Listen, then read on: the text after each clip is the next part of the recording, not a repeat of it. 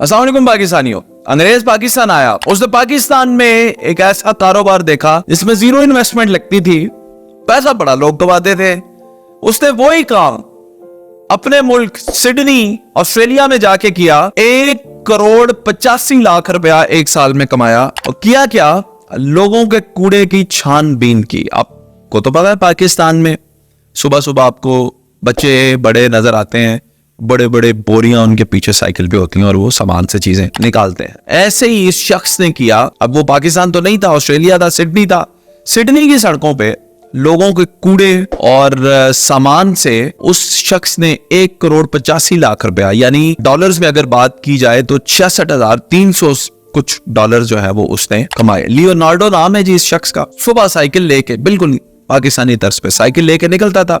अब इसको मिला क्या क्या, इसने कहा जी मुझे सामान के अंदर से मुतअद्दिद कीमती मलबूसात, जेवरात, नकदी, मशीनें, लैपटॉप, कंप्यूटर, टेलीविजन, अलमारियां और न जाने क्या क्या लियोनार्डो को वहां से मिलता था। फिर एक महीना ऐसा भी आता है जब ऑस्ट्रेलिया में लोग अपने घरों से सामान पुराना निकाल के बाहर रख देते हैं सड़कों पे कि जिसको चाहिए ले जाए, वो फिर नई चीजें ले।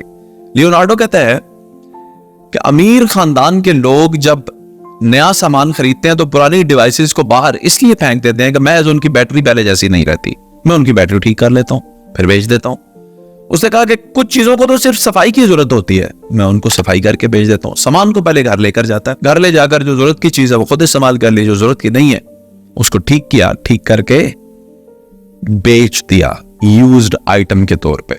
ये सारा अमल करने के बाद एक साल में लियोनार्डो ने पाकिस्तानी 1,85,00,000 रुपए कमाए।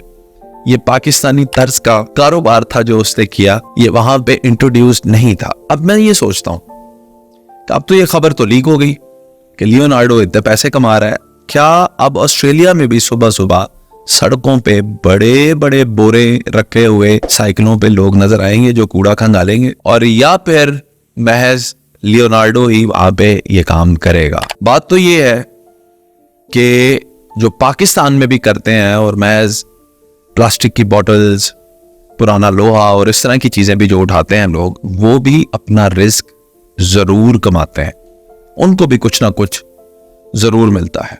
बरकैफ आप इस बारे में क्या सोचते हैं, कमेंट लिखकर इज़हार ख्याल कीजिए।